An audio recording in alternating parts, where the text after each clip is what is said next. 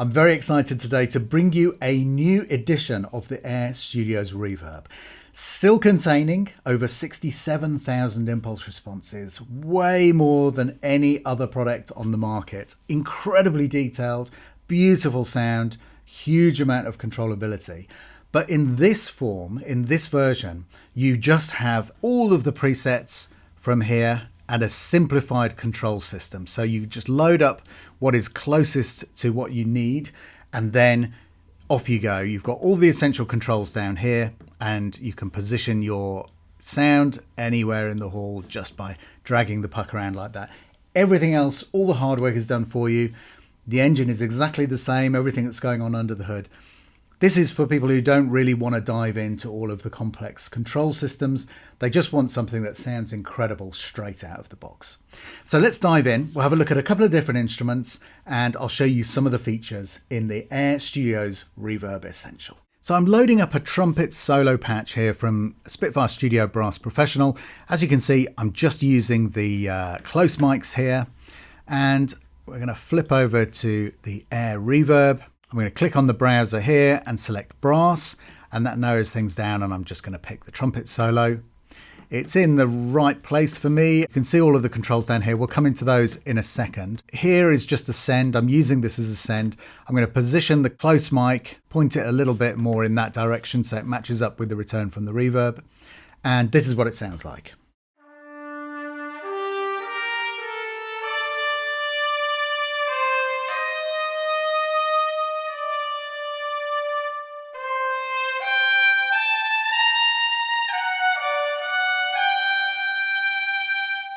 Now you can obviously use the reverb as an insert on the channel here, but if you want to use it as a send, so you can send multiple instruments to it of a certain category, then this is the way to do it. You use the fader here for your actual source sound as if it's a close mic, and then you simply send more or less to the reverb. You can even go into the into here and choose pre-fader, so you're sending before the control, so this makes no difference, then you're just blending in a little bit of close mic. But let's leave it set as it is right now.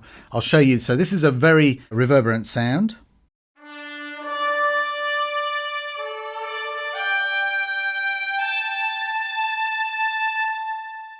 Or if we want to change that, we want to get a much closer sound and just have a splash of reverb behind, then we'd do something like this balance.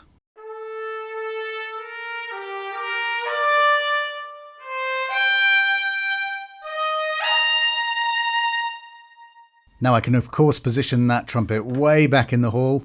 Let's put a little bit more splosh on, take the close mic in inverted commas down a bit, and that sounds like this, a bit more distant.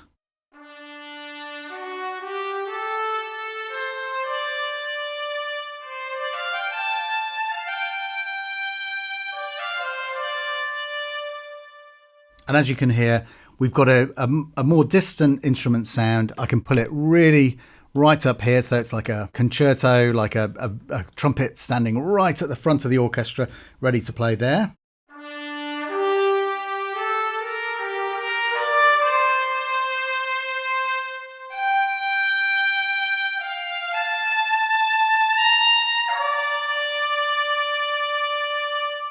What about if we want to use an ensemble sound, kind of like this low strings and horns from the Bernard Herrmann Composer Toolkit? Well, here I'm putting in the close mics on the strings and the close mics on the horns because they're recorded simultaneously, and also a little bit of the tree just to blend the sound together, get a bit of the sound. You might use mid mics, for example, for this kind of sound. Then we're going to go back to the AIR Reverb, and we're going to pick something general AIR sound, and I'm going to use the Lush Hall, one of my favorite settings here. And you can see you've got a good selection of mics active on this patch, so it should give us a nice lush kind of wide sound. Everything is still the same. The tail and the early stretch are both still set to 100%, so you're getting the natural sound of the hall, but you've got the canopy is set high, and we've got a little bit of damping in, so the Mellotech is down and the gallery damping is in as well. But it should give us a nice balanced sound. So let's see what we get from this.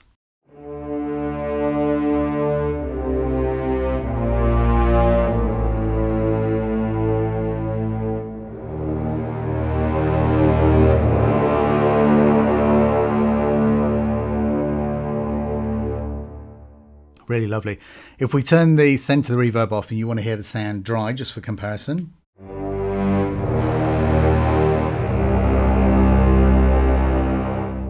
And then with the AIR Essentials reverb back on.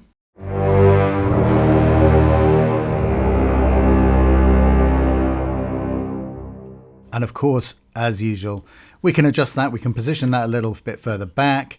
We can stretch the tail out a little bit to elongate the reverb. And that would sound like this.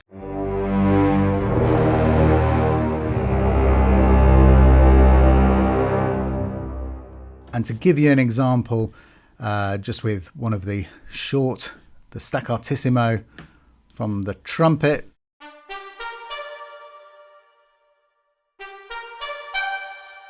Let's go back to our brass trumpet solo.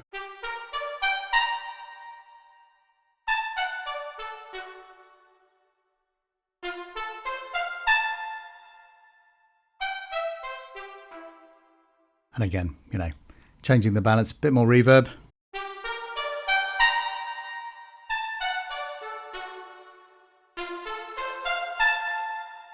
Oh, it's just such a beautiful sound.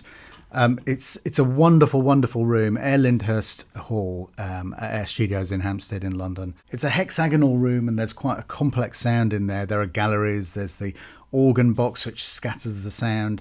It's quite ornate, the building inside. There are lots and lots of different surfaces, all scattering the reflections in different directions. And it just happens that it's one of those lucky things where, you know, you never quite know what a room is going to sound like until it's actually built. And it just sounds absolutely glorious. So we're going to try violin, the Virtuoso violin from Spitfire Solo Strings. This, I'm just going to use the close mic. This, of course, was recorded in AIR. So it's a good way of showing you an alternative to using the onboard mics. And what would it sound like if you use the close mic and put it into the room in this way? So let's go into the menu here. We pick high strings. We're going to use the soloist patch here. And that's a good setup. And then we'll position the signal in roughly the same way. Give it a good amount of splosh. And that sounds like this.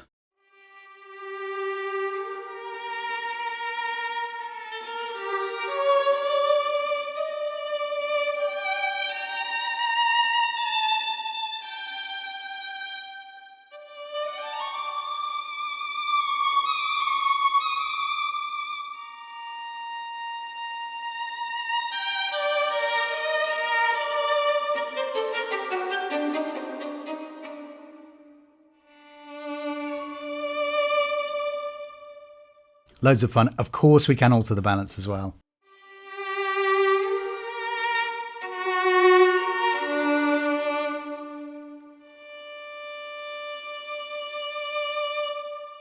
And so you can see that you've got all of that kind of control. There really is a huge... We haven't even touched any of the controls on board on the reverb yet. We're just changing the amount that we send into it.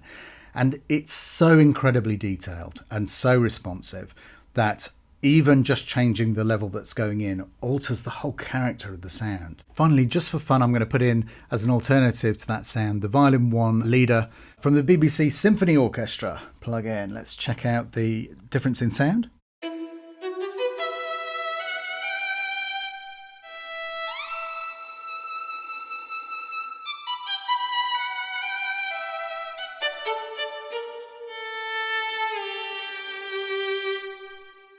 So it really works well with lots of different solo instruments. And out of interest, if we take the percussion, the xylophone,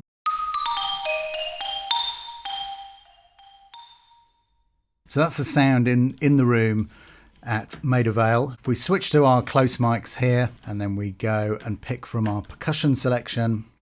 Now you've got quite a few different options here, but I'm going to go for percussion right. It was a little bit to the right there. So I'm going to put this over on the right hand side. Take that close mic down a bit. Sounds like this. And again, we can change the balance, put them right back at the back of the hall.